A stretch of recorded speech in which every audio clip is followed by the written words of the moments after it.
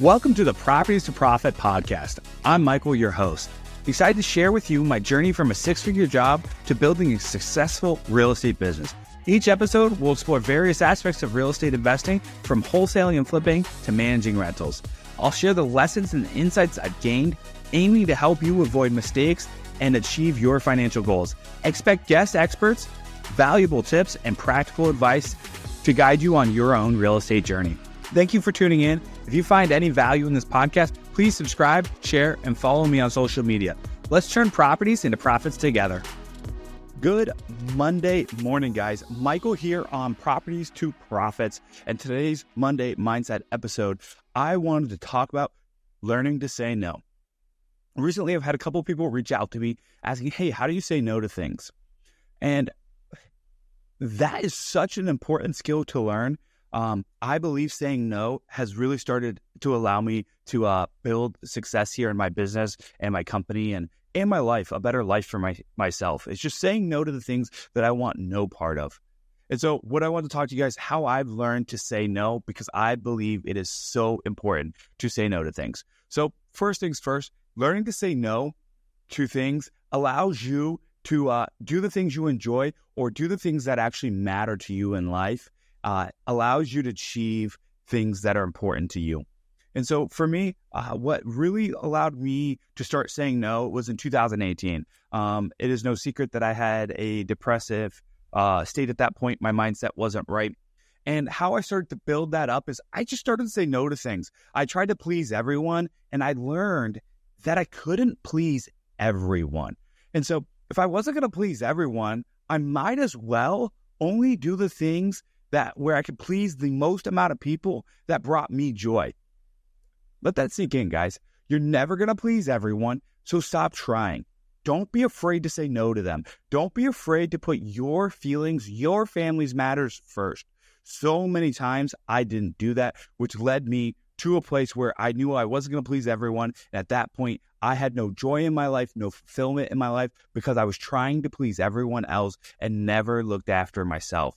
So what's that take? How do you learn to say no? Well, first, you've got to learn who you want to be. What do you want to be known for, right? What do you want out of your life? Is it more money? Is it success? Do you want to be healthy? Do you want cars? Do you want to travel? Do you want more time with your family? Do you want to be known as a good dad, a good mother, a good husband, a good wife, good grandma, good grandpa? What's it look like to you? And it may change over time, right? Because other important things are going to happen in your life. But you've got to first define that. What do you want out of your life, right? And so I'm going to use the income thing first, right? Let's just say, easy math, you want to make $200,000 a year and you're only going to work 2,000 hours, right? Well, at first, if you've never made $200,000, it's going to be difficult to do this. But you got to learn to say no to tasks that don't pay you $100 an hour. So $100 an hour times 2,000 hours is what the average person works.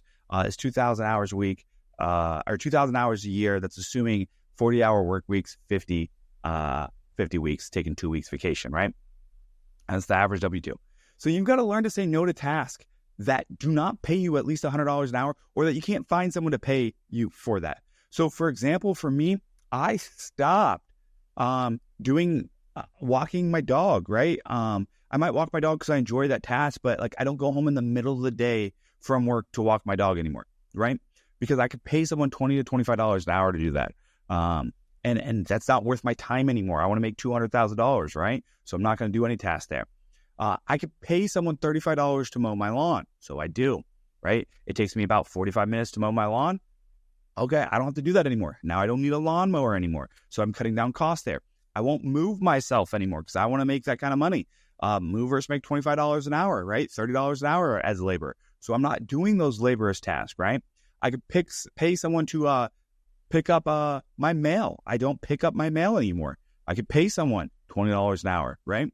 So you got to go through and all the tasks that you're doing in your life, whether it's inside of work and outside of work, and you put a monetary thing on it. This is assuming you want to get to $200,000 an hour is how I'm coming up with this one. And then you've got to cut out, or $200,000 a year, I apologize. Then you got to cut out everything that's not there, right? If you could replace those activities with someone who does it cheaper, delivering food, going to the grocery store, cooking food, right? Laundry. I haven't done laundry in 3 or 4 years. It cost me $100-ish a week to have someone could do 3 loads of laundry for me, fold it and everything. That's insane. Why would I do that activity? Why would I clean my house? $35 an hour. I'm not going to do those things, right? So I can do the things that I enjoy, right? And for me, it's going to make money. Then I can do whatever I want with that extra money, right? So you got to really learn to say no. And when you're trying to gain income, it's super easy, right? Don't do those tasks that don't pay you the amount of money you want to learn. And there might be a small window where you're bridging that gap as you build your skill. So you might have to do a little bit of that, but you have to learn that, hey, I got to get good enough that I can say no to this, where I could pay someone to get this off my plate. And maybe you start with 1 or 2 of those things, right? Maybe a laundry, $100 a week for most people wouldn't be a deal breaker, right? So start having someone else do that laundry for you. And then watch what you do with that extra 2 or 3 hours a week, right? So use that time to grow your skill so that you can become the person who's worth $200,000 an hour. That's what I did. So I studied sales, right? Sales and marketing. That's what this business is. And so when I wanted to continue to have income of $200,000 an hour, I got rid of those tasks. And instead of filling those tasks with like Instagram or Facebook or memes or things that really don't bring any value to me personally, video games, right? If they bring value to you, it's okay. But they don't bring value to me, so I'm not going to do them. And then I went and learned a skill. I doubled down on my skill, which for me was sales, right? For me, it was marketing, right? I got really good at those 2 things. And what do you know? I surpassed that $200,000 income level. It didn't happen overnight, right? But years and years of doing those things, I got there, right? I stopped moving my buddies, right? I stopped moving friends. I don't do that. I said no to those people. I don't go fishing with friends anymore. It's not that I don't enjoy those things. I want to do more of those things, but I also wanted to get to an income level that was sustainable for me, the lifestyle that I wanted. And everything you say yes to means you're saying no to your income level that you want to get to. So stop saying yes to everything unless it's going to help you achieve those goals, right? Then once you hit that income level of $200,000 or whatever it may be for you, then you can reevaluate. Man, is this where I want my life to be? Am I happy with the things that I have in life? Am I comfortable, right? Is my spouse okay with this? All of those things. Am I going to be able to provide for my future?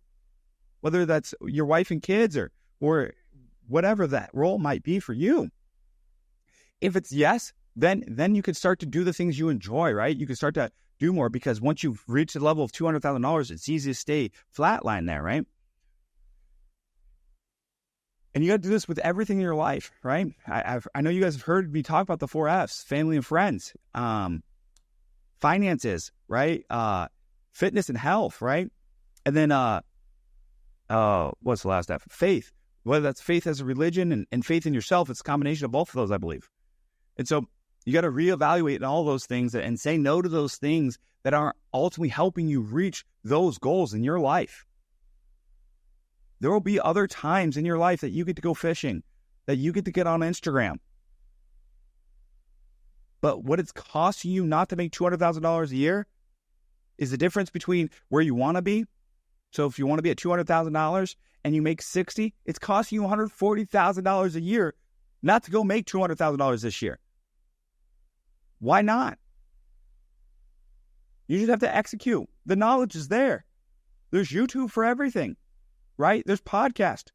You can listen to people like me, Ed Milet, Brad Lee, right? Those guys will teach you the things you need to know, but you got to implement them, right? Because if you're just watching these podcasts and not doing anything, man, you're just using them for entertainment. And at that point, you might as well be playing video games on Instagram or TikTok or whatever it is, right? They're all the same at that point if you don't implement anything you learn from these podcasts. Okay, guys? And so the other thing I wanted you guys to take away is when you're learning to say no, you're going to start to see your life get more productive, right? But then it's going to level off. You have to learn harder things to say no to so you can grow again. And you might dip a little bit, right? You might go back on those old ways. It's okay. Don't beat yourself up. Give yourself grace. You are human. Life is not straight up and to the right. I wish it was. I wish it was that easy. We would all be living better lives if things were that easy, right? but it wouldn't be as joysome or joyful if it was that easy, right? So those setbacks, those delays and gratification are what make this so joyful and make it so fun. And when you get to the end of the race, which the race doesn't ever end, by the way, when you get to the next goal that you hit, it's looking back and seeing how far you've come is where the joy comes from, okay? So I want you to remember that. Learn to say no to things that aren't helping you achieve your goals. I gave you step-by-step on how to say no. If you want to get to $200,000, the things you got to say no to get there, right? It's the same thing with your fitness, right? Say you want to lose 20 pounds in the next, let's say 6 months. That'd be a pretty reasonable goal, like just over 3.5 pounds a month. That'd be pretty reasonable, sustainable for most people, I think. Well, how are you going to do that? You got to say no to things. You got to say no to sweets, right? You got to say no to lounging on the couch all day, and you got to say no to the snooze button because you got to get up and go work out, right? You got to say no to the buffet. You got to say no to the fried chicken and the burgers with all the fixings on them, right? The French fries, if you want to hit those goals, right? And it's hard. It's going to suck. But what's going to feel better is being 20 pounds lighter, being able to play with your kids, being able to get up and down, having less knee pain, be able to breathe more. All of those health benefits come with losing 20 pounds, right? So you got to decide what you're going to say no to. You decide, is your goal big enough for you to say no to something else that doesn't help you achieve that goal? Stop pleasing everyone else. Keep your circle tight. Keep your circle small. Please your significant other. Please your kids. Please yourself. Please your boss. Please your customers if you're a business owner. But that's it. You don't need to please everyone in your life. You don't need to please everyone and friends. They don't have to like the same things you do. And at the end of the day, I want you to remember something. You're going to die. And when you're on your deathbed, do you want to remember all the things you could have done, but instead you said yes to every little activity in the world and never got you what you actually wanted in a life? Or do you want to achieve the life that you actually wanted? So I gave you guys 2 tangible things on how to say no to things. You've got to learn to say no to things that aren't helping you achieve your goals. So I want to ask you this week, what are you going to say no to that's not going to help you achieve your goals? And maybe it's you need to set the goals, right? So you know what you want out of life, so then you can really look back and maybe that's your problem. So take the first step in setting your goals, right? Stick with the 4 F's. So family and friends, what do you want to do there? Faith, whether you believe in religion or not, you got to believe in yourself, right? Fitness and health, right? And then finances. Set goals in all 4 of those arenas. And the way I look at it is if I don't check off 2 of those boxes, I don't do it, right? So if I'm watching college football, right? Ohio State, right? It's had some disappointing end of the year, right? Football. And we're not used to that. So if I'm watching football, I can't watch it by myself because if they go lose, that's not good for my mindset, right? I get disappointed. I get upset. It doesn't help me, doesn't benefit me. But if I'm going to watch football and I'm watching it with a loved one, a family, or a friend, that's a different thing, right? Because I'm getting connect with people, right? And that's important, right? It's not just fun then. The gym, right? That's going to help me with my fitness goals. That's also going to help me build faith in me that I can do hard things, that I can do that one more rep when I don't want to, that my deadlift can get back to 400, 500 pounds again, right? That I'm able to bench more, that I'm able to get my 6-pack back, right? That will help me in my fitness and health goals, right? But it will also help me build the faith that I can do hard things, that I can get up and go to the gym every morning even when I don't want to. On the days I don't feel the greatest, on the days I have a chest cold or whatever, I still go to the gym because I'm building a mental toughness that I can believe in myself, that I have faith to do the right thing, and that I make good decisions, right?